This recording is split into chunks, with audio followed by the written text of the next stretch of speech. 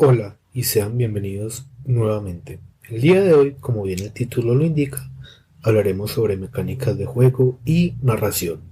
La misma está acompañada de la carta del tarot de la suma sacerdotisa o papisa. Esta carta nos simboliza el inconsciente, la preocupación por nuestros mundos interiores, las fuerzas espirituales y la comprensión de verdades más elevadas mediante los sueños y la intuición. Para esto nos ayudará a tener un mejor concepto de las tiradas. Vamos por el principio. Como en todo juego de Mundo de Tinieblas, cuarta edición, las tiradas en su mayoría se componen de dos elementos, un atributo más una habilidad, o, dicho de otro modo, más sencillo para superar algún conflicto o para lograr algún objetivo, debes usar sea tu astucia o tus encantos más una habilidad, sea que tengas innata o que hayas practicado con anterioridad, dando esta como resultado la reserva de dados que decidirá si has tenido éxito o no en lo que te proponías. Hay que tener en cuenta con la tirada de dados, ya que si hacemos que nuestros jugadores lo hagan de manera desmedida, puede generar una narrativa mucho más lenta. Esto teniendo en cuenta que estos juegos, al ser más narrativos, puede funcionar más la interpretación que una misma tirada. Las mismas es mejor dejarlas para situaciones de estrés, es decir, cuando tienes que impresionar a alguien muy importante o en ambientes de etiqueta extrema, donde cualquier descuido puede llamar demasiado la atención. Hablemos de algo que en un capítulo anterior habíamos dejado cocinando y hoy lo sacaremos finalmente de ese horno. Me refiero a las búsquedas. Si bien en un principio quizás no las utilizarás mucho o quizás se te pueden llegar a ser complejas o aburridas, es sin lugar a duda una parte esencial inclusive del mismo juego. Dentro del libro base nos dan dos opciones, si bien puede ser algo que te indica tu narrador del cómo suceden las cosas y el cómo adquieres ese nuevo punto de iluminación, es decir, arete, o como sería mucho más interesante e inmersivo, que es interpretando por tu propia cuenta, junto con tu máster, el viaje a realizar. Lo ideal y recomendado es siempre hacer este viaje de iluminación de manera personal con los jugadores, pues no tienen el mismo paradigma y no entienden el mundo de la misma forma, por lo que no compartirán el mismo viaje que sus compañeros y en caso de hacerlo sería más una ilusión para dar dificultad o ayudar en medio de la búsqueda como apoyo. En la misma búsqueda, al ser algo más narrativo, se puede prescindir de la tirada de dados, donde el objetivo es que el jugador aprenda o lleve más allá las capacidades y la conciencia de su mago, y como un evento accidental del jugador mismo como persona. En el libro de los espejos de ediciones pasadas podemos encontrar más detalle. En el libro nos brindan 5 pautas a seguir, un poco similar a un cuento de inicio, nudo y fin.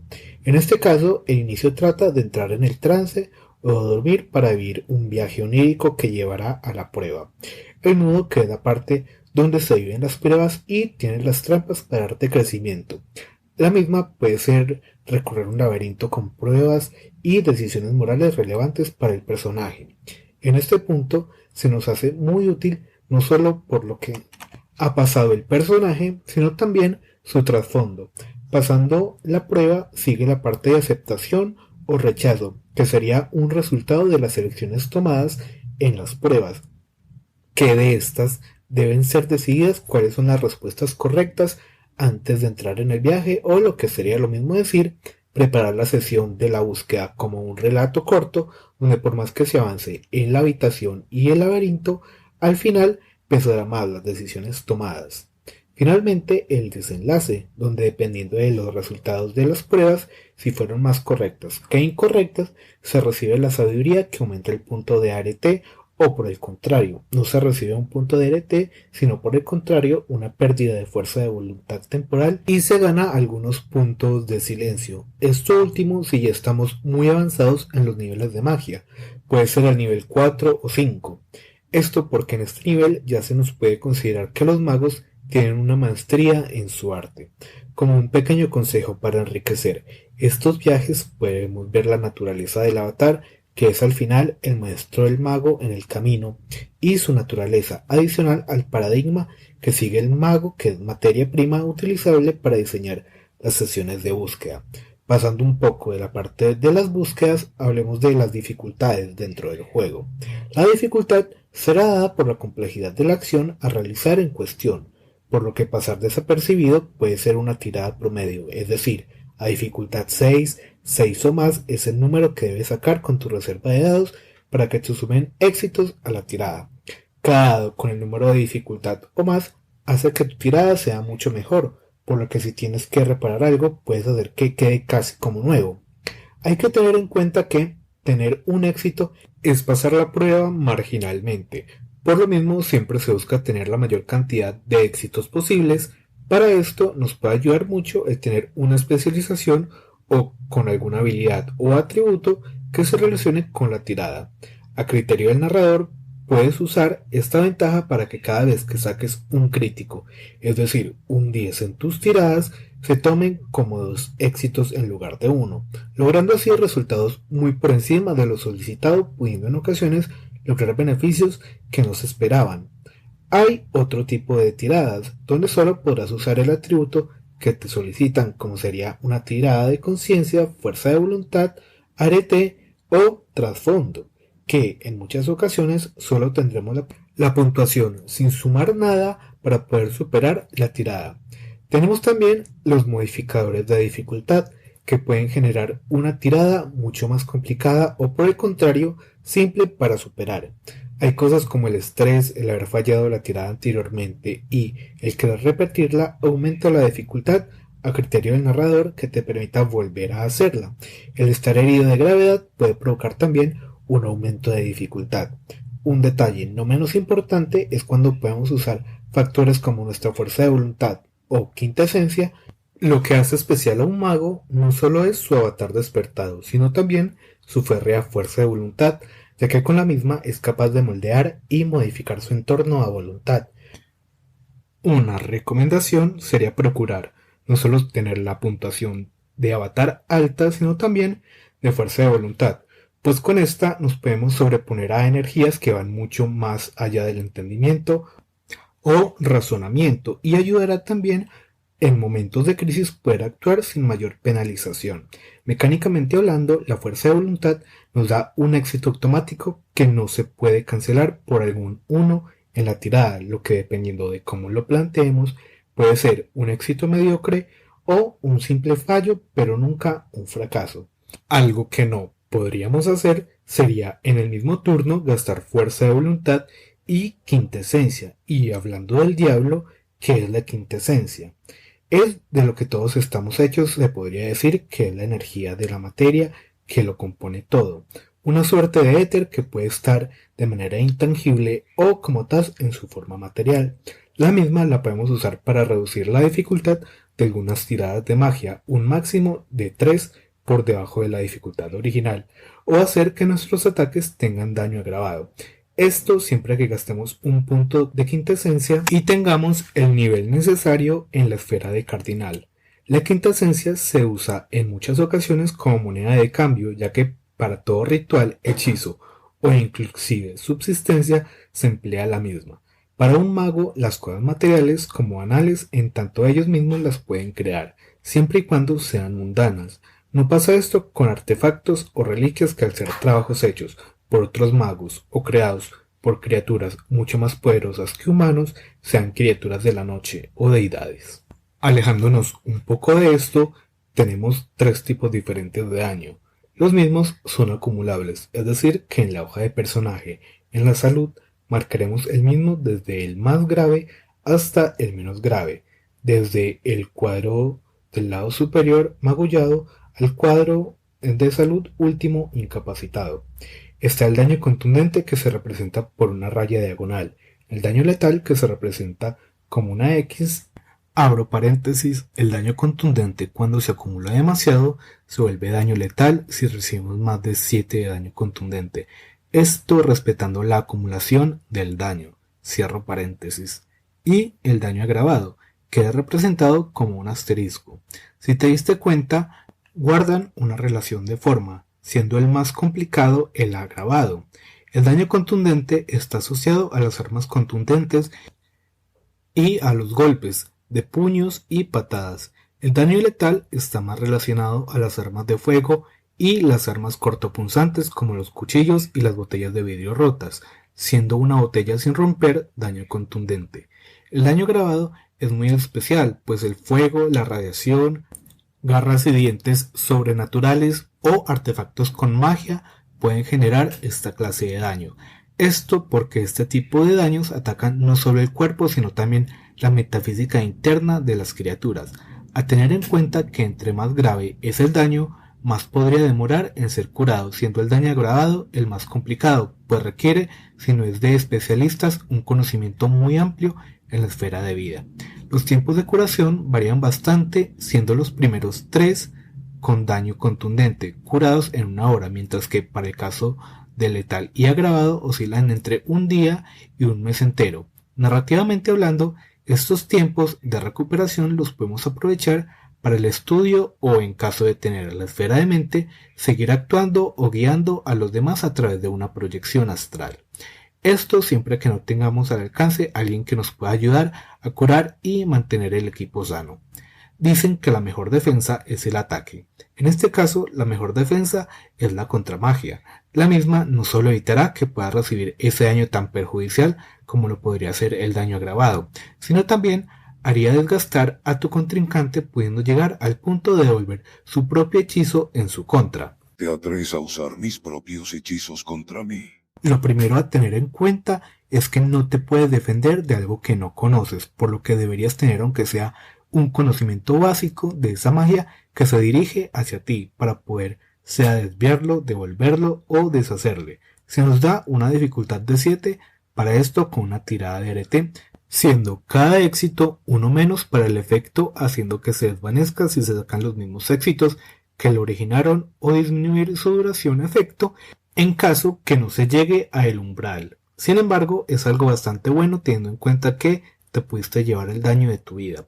Para devolver el mismo requerimos conocimiento en la esfera de cardinal más un punto de quinta esencia para poder manipular esta magia ajena a nosotros. Adicional nos dará un +2 a la dificultad, más o menos quedaría un 9 la dificultad si no usamos algún reductor de la dificultad como quinta esencia. Las criaturas de la noche como los hombres lobo, vampiros o changelings tienen su propia contramagia. Su reserva de dados sería la suma de astucia más ocultismo. La misma no puede superar, por ejemplo, la puntuación de un hombre lobo en el rasgo de rabia o gnosis.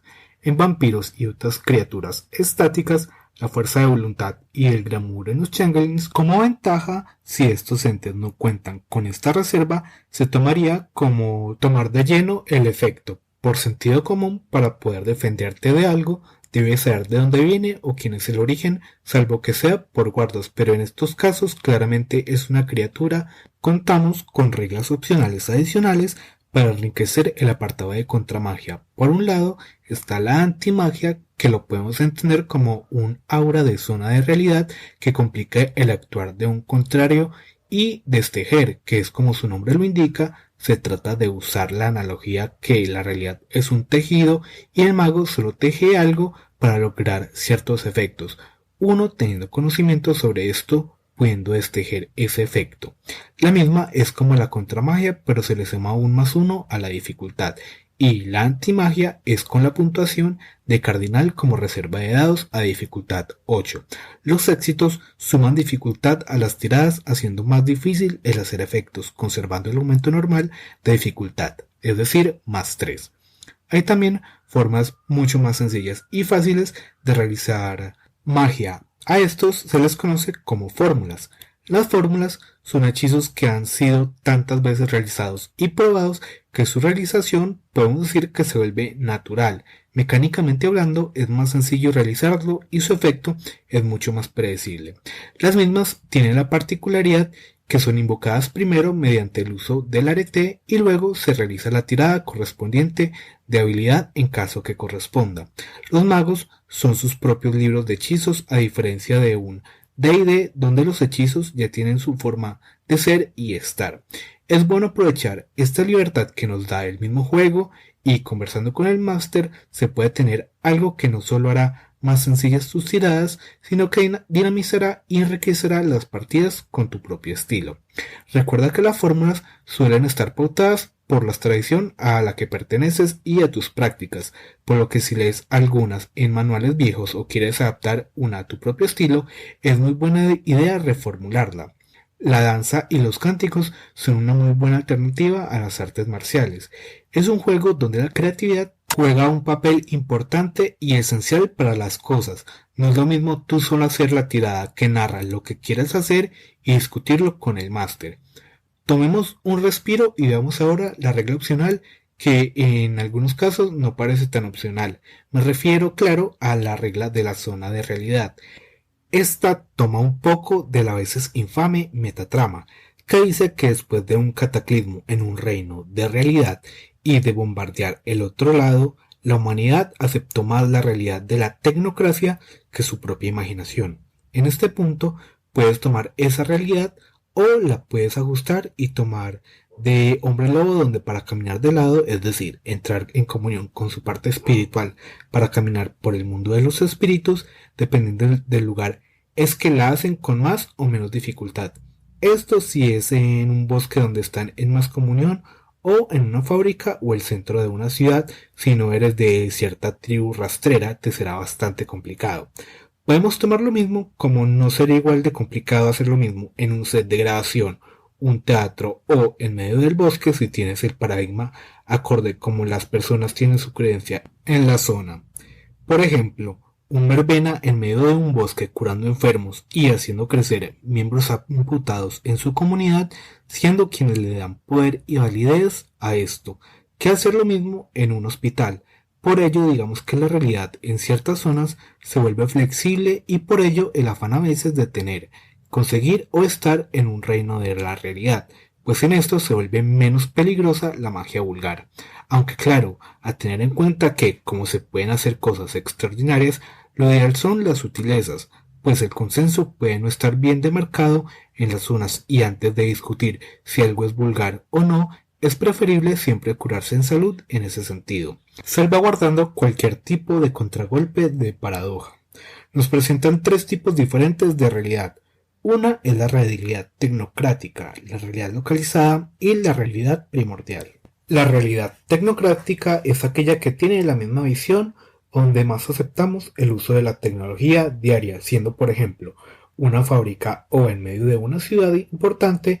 Como se podría notar, es difícil escapar de su dominio y su influencia. La realidad localizada es aquella donde por más que se encuentre en medio de una creencia tecnocrática, la misma no es la que la rige, puede ser una casa embrujada o una comunidad aborigen. También los mitos y leyendas pueden tomar bastante terreno en ese asunto, pues la caverna donde dicen que desaparecen o se pueden oír voces efectivamente puede generar o tener eso. Importante en el paisaje y lo que se dice de él para saber si puede ser más o menos moldeado a una realidad o a un objetivo. ¿Esto qué quiere decir? Que si por ejemplo nos encontramos en alguna marcha o estamos en una zona localizada donde comenzamos a utilizar un poco de ingeniería social, podemos cambiar momentáneamente su tipo de paradigma y su tipo de creencia, generando una zona de realidad focalizada. Otra particularidad de es que se puede mover en extremos entre la realidad tecnocrática y la realidad primordial. Por último, tenemos a la realidad primordial. Esta realidad se considera virgen, pues nunca estuvo influida por la doctrina y pensamientos de la tecnocracia y en muchas ocasiones la misma no tendrá un efecto bueno salvo que sea una muy buena tirada. Esto no necesariamente debe ser una zona donde no ha llegado la tecnología, pues una toma hippie o un evento medieval podría hacer que esa zona sea una realidad primordial, según lo dicta el consenso. Otro ejemplo de realidad primordial son los reinos del horizonte. En estos, por más tecnología o manejo que se tenga de una hipertecnología, no funcionará igual como las viejas y confiables tradiciones. Muchas gracias por escucharme y mágicas despedidas.